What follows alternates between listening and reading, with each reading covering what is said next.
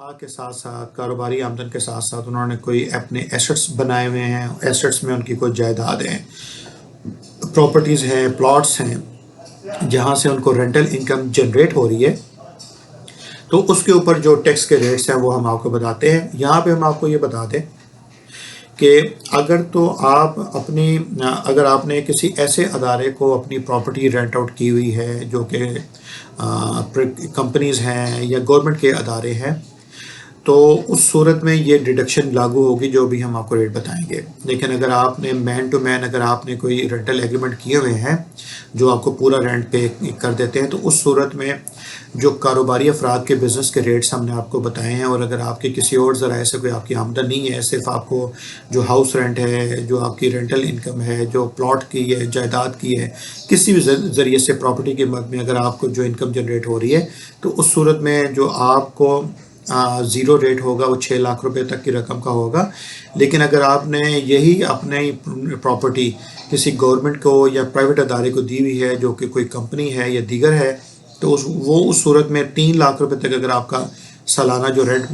अगर बनता है तो उस पर वो आपकी टैक्स की डिडक्शन नहीं करेंगे। लेकिन अगर आपका रेंट 3 लाख से बढ़ता है और 6 लाख तक अगर आपका जाता है, तो उस सूरत पे हर जायद रकम जो 3 लाख से जायद जो रकम होगी उस पर 5% वो आपसे टैक्स डिडक्शन करेंगे।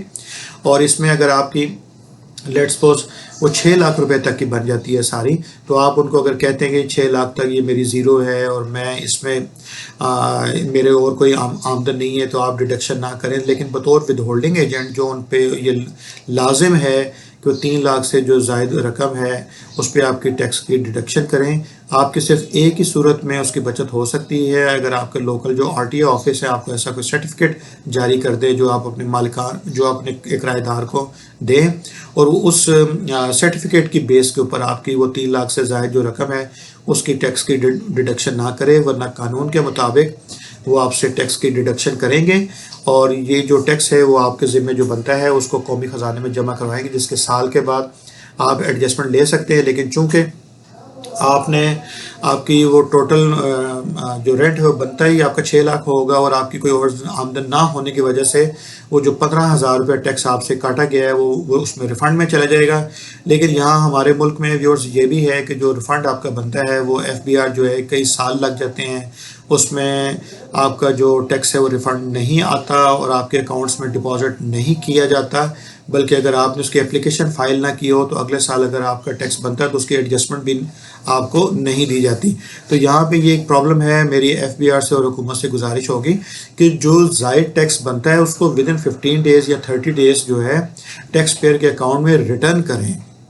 एक्चुअली जो रिटर्न का मतलब है वो यही है कि जो ज़ायद टैक्स आपने दिया हुआ है उसको वापस किया जाए। लेकिन बिल्कुल हमारे मुल्क में ये बिल्कुल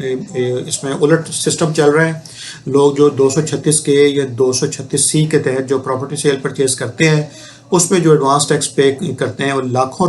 रुपए का होता है, लेकिन उनके ऊपर जो अपनी टैक्स की लाइबिलिटी बनती है वो कम बनती है, लेकिन वो लाखों रुपए हुकूमत के ख़जाने में पड़े रहते हैं। रिफंड्स की एप्लीकेशन भी उन्होंने फ़ाइल की होती हैं, लेकिन इसके बावजूद जो उनका ज़ायद टैक्स है वो उनके अकाउंट में FBR की तरफ से क्रेडिट नहीं होता है, डिपॉजिट नहीं करवाया जाता। यही वजह है कि अवाम का फिर टैक्सेशन के जो निज़ाम के ऊपर एतमाद है वो डावाडोल होता है इसमें।